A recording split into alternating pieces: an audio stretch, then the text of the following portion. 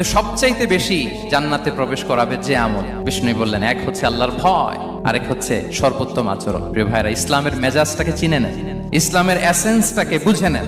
আমরা ভালো আচরণকে গুরুত্ব দিতে চাই না।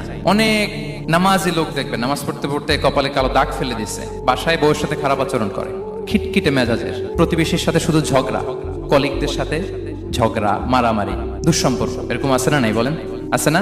কিন্তু নামাজি, অনেক বড় হাজি, একদিনও কোরআন তেলাওয়াত মিস হয় না।